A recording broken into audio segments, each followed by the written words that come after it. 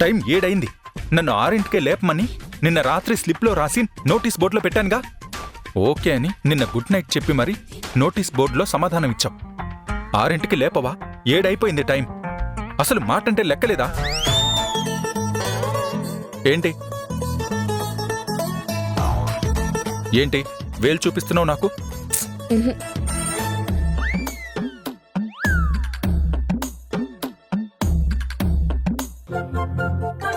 Good morning. Time 6 గంటలైంది. నిద్ర లేవండి.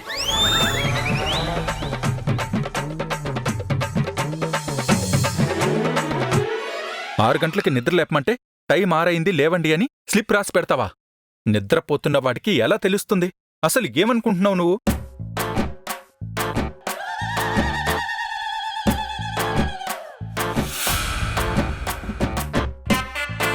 ఏంటి మళ్ళీ సమాధానం కూడా స్లిప్లో రాయబోతున్నావా?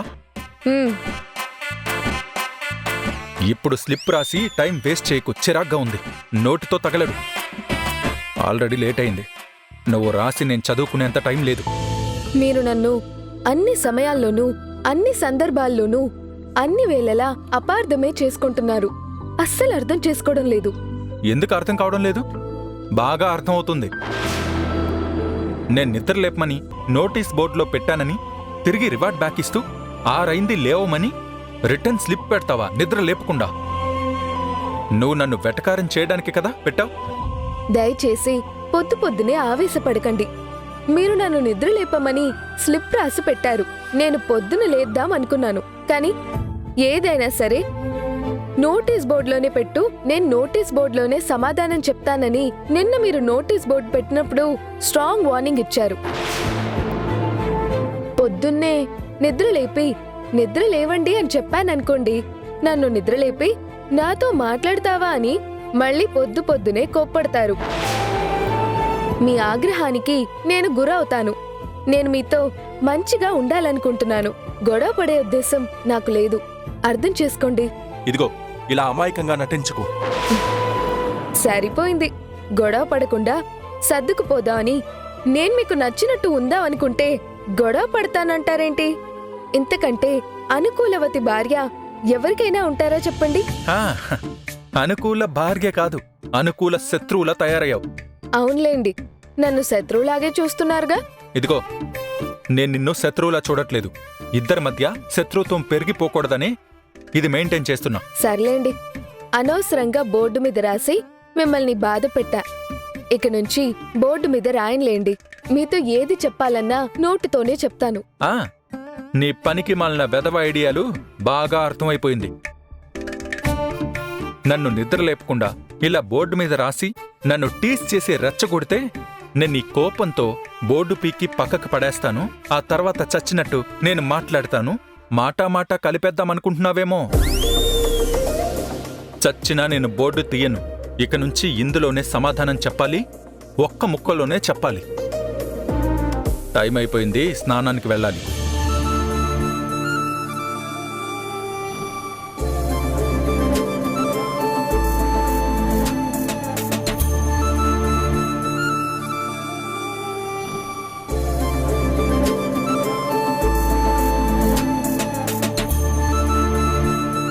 లోపల సబ్బైపోయింది.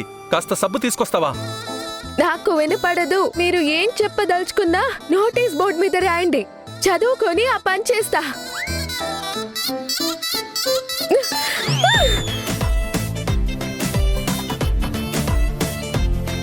మరీ అంతొద్దు. టవల్ కట్టుకునే తగలడ్డాను. అలాగే వచ్చేలేదు.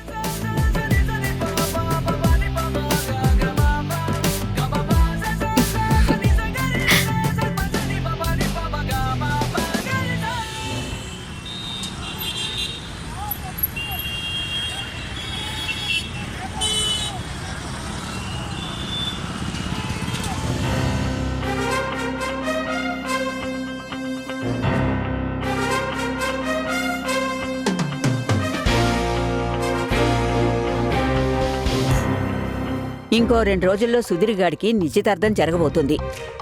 ఆ ఫంక్షన్కి ఆ రాక్షసి మధు గాని వాళ్ళ కుటుంబం గాని అస్సలు రావడానికి వీల్లేదు. ఏం చెయ్యాలి?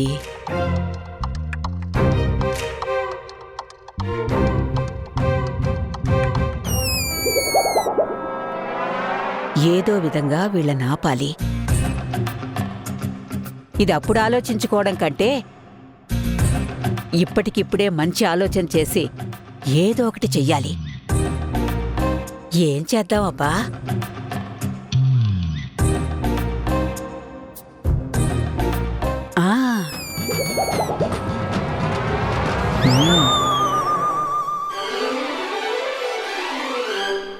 ఏయ్ గౌరీ, ట్యాంకు నిండిపోయి మోటార్ ఇంకా నడుస్తున్నట్టుంది.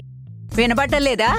లేదే, నాకేం చప్పుడు వినిపించలేదు కదమ్మా. నీకేం వినపడదే? నాకు వినపడుతుంది కదా. పోయి ఒకసారి చూసిరా. ఆ, ట్యాంక్ నిండితే ఆటోమేటిక్ గా ఆగిపోద్ది కదండి. సెన్సార్ మోటరే కదండి పెట్టింది. మోటార్కి సెన్సార్ పెట్టడం కాదే, ముందు నీ నోటికి సెన్సార్ పెట్టాలి.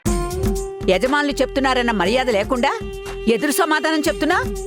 వెళ్ళి చూడమన్నానా? వెళ్ళి చూడు. హ్మ్, ఈవిడొక్కతి నన్ను తినేస్తూ ఉంటుంది. ఏయ్, ఆ నసుగుడాపి వెళ్ళు. ఆ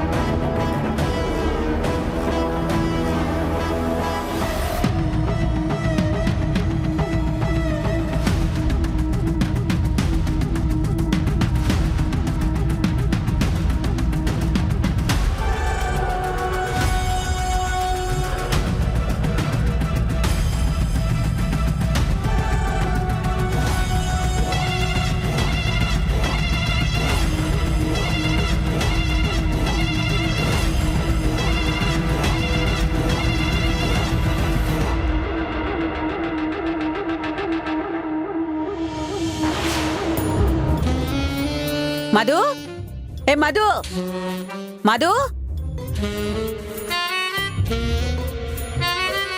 ఏంటి బామ్మగారు? నువ్వు ఇంటి కోడలివని దర్జాలు వెలగబెడితే సరిపోదు. పొద్దున్నే పూజ గదిలో కూడా దీపం పెట్టాలి. తెల్లారి ఇంతసేపు అయింది. పూజ గదిలో దీపం పెట్టే దిక్కే లేదు.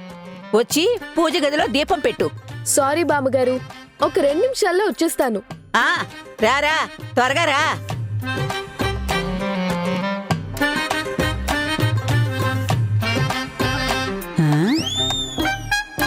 ఇదేంటిది? దీపం పెట్టట్లేదంటే ఎదురు సమాధానం చెప్పకుండా 2 నిమిషాల్లో వస్తానని వెళుతుంది. రానీలే. దేవుడి గదిలో దీపం అనేటప్పటికీ ఎదురు సమాధానం చెప్పకూడదని అనుకుందనుకుంటా.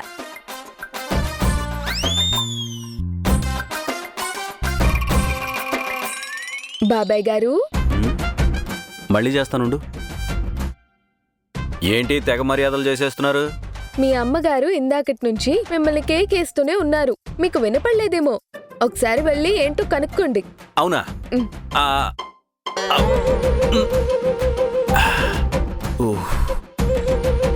త్వరగా వెళ్ళండి.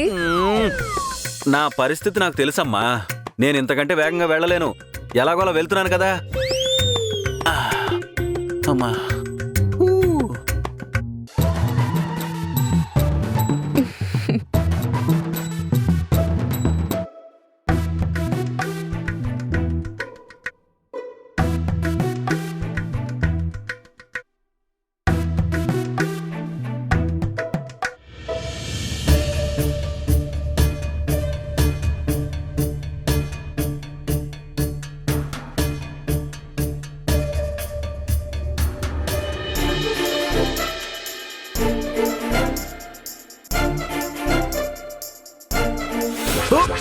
అబ్బో!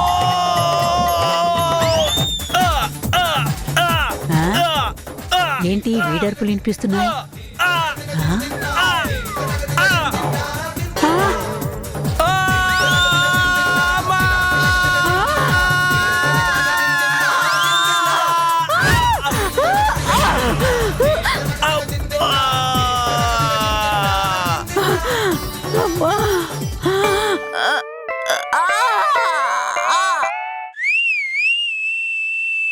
ఏయ్! అమ్మా! అమ్మా! అబ్బా! అయ్యో! అయ్యో అత్తయ్య అత్తయ్య ఏమైంది? అబ్బా! బావగారు ఏమైంది? కర్మ కాలింది. బాబాయ్ ఏమైంది బాబాయ్? మెట్ల మీద కాళ్ళు జారాయి. అబ్బబ్బబ్బ, అదుపు తప్పి సోఫా అంతా అన్నేశాను. అయ్యో మా అమ్మ బకెట్ తన్నేసినట్టుంది. ఒకసారి చూడండి రా దేవుడు. ఒరే దొంగ సచ్చినోడా, నేను బతికే ఉన్నానురా, లేవదీయండ్రా. బావా లేపండి లేపండి. మావయ్య. అమ్మా ఊ, అబ్బా! ఓ, అమ్మా! అమ్మా లేమ్మా. ఆ, జాగ్రత్త. అమ్మా! అమ్మా. అయ్యో! అబ్బా! అమ్మా! నడు విరిగిందిరా దేవుడా, నా నడు విరిగిపోయిందిరా, నా ఒళ్ళంతా ఇరిగిపోయింది దేవుడా. అయ్యో!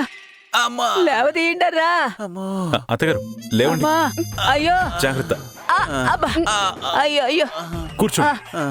అమ్మా! అబ్బో అయ్యో! అమ్మో అయ్యో! అమ్మా! అమ్మా అయ్యో! అమ్మా! అమ్మా. అయ్యో బామ్మగారు ఏంటి ఇలా పడిపోయారు? అయినా బాబాయ్ చూసుకొని రావాలి కదా మీరు. మెట్ల మీద అలా జారి పడ్డారేంటి? నా కర్మకాలి జారిపడ్డానమ్మా. అయ్యో అమ్మా! బావా నా కాస్త చెయ్యందించి లేవదీవా. అబ్బబ్బబ్బా. సరే అబ్బో. అమ్మా! మెల్లగా బావా, అమ్మా! మెల్లగా మెల్లగా బావా. ఆ, జాగ్రత్తరా. ఆ, అబ్బో. థ్యాంక్స్ బావా. అబ్బో. ఆ, అమ్మో.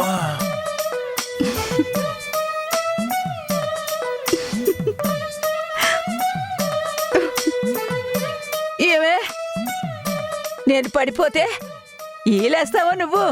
క్షమించండి అమ్మా, మీరు పడ్డారన్న కంగారులో కెవ్వున అరవబోయి కన్ఫ్యూజన్లో ఈల వేసేశాను. ఆ? అత్తగారు ఏమైనా ప్రాబ్లమా? హాస్పిటల్కి ఏమైనా వెళ్దామా? అయ్యో బామ్మగారికి ఏం కాదు మావయ్య గారు, మీరు వెళ్ళండి నేను చూసుకుంటాను. అయ్యో అది కాదమ్మా, లోపల దెబ్బలు తగిలుంటే డాక్టర్కి చూపించుకుంటే మంచిది కదా. అరే బామ్మగారిది మామూలు శరీరమా చెప్పండి. ఆ కాలం తిండి టిప్పర్ లారీ వచ్చి గుద్దేసినా తట్టుకుంటారు. మరేం పర్లేదు నేను చూసుకుంటానుగా, మీరు వెళ్ళండి మావయ్య గారు. సరేనమ్మా. పాపం ఆవిడకి దెబ్బలు తగిలితే చెప్పుకోవడానికి సిగ్గుపడుతుందేమో, కొంచెం అడిగి తెలుసుకోమ్మా. ఉమ్. ఆ, అమ్మా! అయ్యో! గౌరీ అక్క మీరు వెళ్ళండి. పాపం మనసులో సంతోషాన్నంతా మీరు బయటికి చూపించేస్తున్నారు. బాధపడిపోతున్నారు బామ్మగారు. ఏంటి అది సంతోషపడుతుందా నేను పడిపోయానని? అయ్యయ్యో లేదమ్మా, తెగ బాధపడిపోతున్నాను. ఎంత బాధగా ఉందో తెలుసా? అమ్మా! అయ్యో పాపం, బంగారం లాంటి మనిషి ఇలా బోర్లా పడ్డారే, చాలా బాధగా ఉంది. జాగ్రత్తమ్మా. అమ్మో. దేవుడా. అమ్మా! అయ్యో! ఏంటి బామ్మగారు మెట్ల మీద నూనె పోసి నా కాళ్ళు చేతులు వెరక్కొట్టేద్దామని ప్లాన్ చేశారా? నేను నూనె పేడువేంటే? అసలు ఏమంటున్నావు నువ్వు? నన్ను దీపం పెట్టమని కేకలు వేసినప్పుడే నేను అనుకున్నాను కొంపలు ఆర్పే ప్లాన్లు వేశారని. మీరు మెట్ల మీద నూనె పోయడం నేను చూశాను. నన్ను దీపం పెట్టమని మీరు వేసిన ప్లాను అర్థం చేసుకున్నాను. అందుకే 2 నిమిషాలు టైం అడిగి మీ అబ్బాయిని పంపాను. అబ్బా! అంటే ఈవిడేసిన ప్లాన్ లో నన్ను ఇరికించావా? అవును మరి. ఆ! పాత సామెత ఒకటి గుర్తుందా? తల్లిదండ్రులు చేసిన పాపాలు పిల్లలకి వెనకటికి వస్తాయని. అవే ఇప్పుడు నీ వెనకొచ్చింది. అర్థం చేసుకో మరి. అమ్మా! అబ్బా అమ్మో! ఆ, ఏంటి అమ్మా? ఇలాంటివి చేసేటప్పుడు చెప్పి తగలడొచ్చు కదే. ఆ రాక్షస అన్నది నిజమే. తల్లిదండ్రులు చేసిన పాపం పిల్లలకి వెనకటికి వస్తాయనేది నిజమే. అందుకే నా వెనకొచ్చింది. అబ్బో దేవుడా! అమ్మో! అబ్బా అయ్యో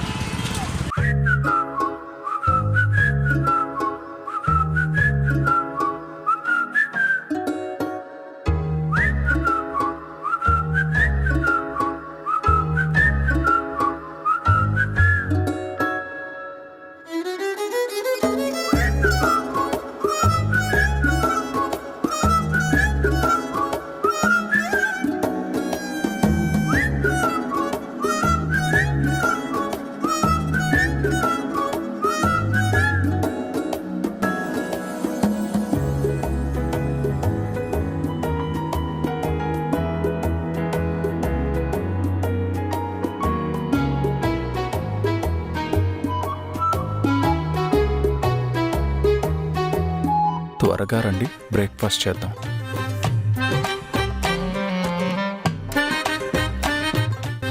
టైంకి నిద్ర లేపమంటే వెటకారంగా స్లిప్ రాసిపెట్టి ఇప్పుడు తినడానికి రండి, బ్రేక్ఫాస్ట్ చేద్దాం అంటుందా? హ. ఒరే బచ్చా! ఏ ఎవడ్రా వాడు?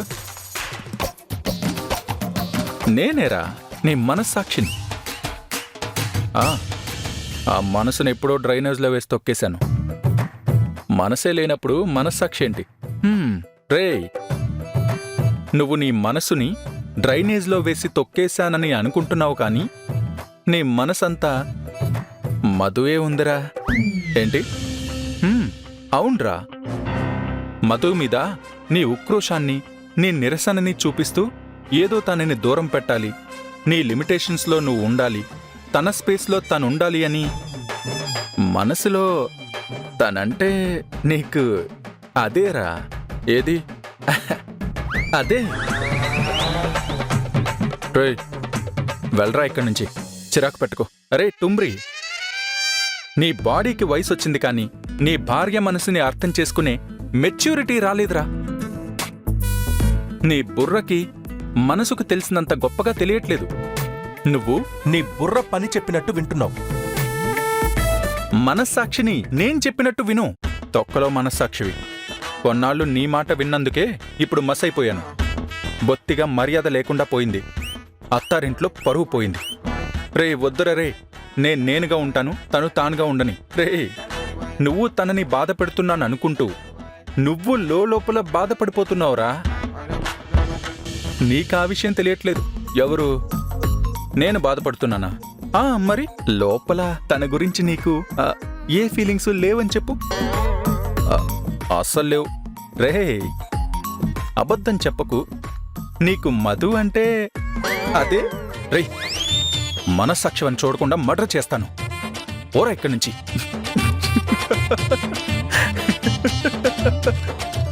రే పిచ్చోడా, మనస్సాక్షిని చంపితే నువ్వు చచ్చిపోతావురా.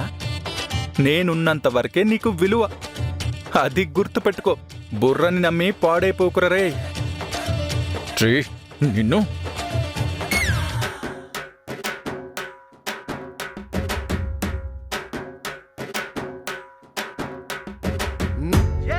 ఆవిడ మీదేదో నాకు తెగ ప్రేమున్నట్టు ఈ మనస్సాక్షి ఒకటే గోల. తొక్కలోది. ఏముంది తన మీద నాకు? ఏమీ లేదు. తన స్పేస్లో తనుంటుంది, నా స్పేస్లో నేనుంటా. నన్నెలాగైనా మాట్లాడించాలని పిచ్చి పిచ్చి ఐడియాలు వేస్తుంది. అస్సలు మాట్లాడనుగా. అవును, రాత్రి నేను గదిలోకి వచ్చేటప్పటికి కూర్చుని ఏదో డైరీ రాస్తుందే. ఇంతకుముందు ఈ అలవాటు లేదు. ఇప్పుడు డైరీ రాస్తుందంటే ఖచ్చితంగా నా గురించి ఏదో రాసుంటుంది. అసలు నా గురించి ఏమనుకుంటుంది? ఈవిడి గారి ప్లాన్ ఏంటో మొత్తం తెలుసుకోవాలి. హ, వెళ్ళి ఆ డైరీ చదివేస్తా. మీకు వడ్డిస్తాను. అవసరం లేదు. టేబుల్ మీద అన్ని అందరికీ అందుబాటులో ఉన్నాయి. ఎవరికి వాళ్ళు వడ్డించుకోగలరు.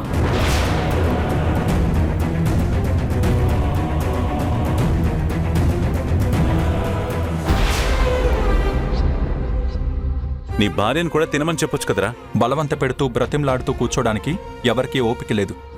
ఆఫీస్కి నువ్వు ఇంకో కారులో వచ్చాయి.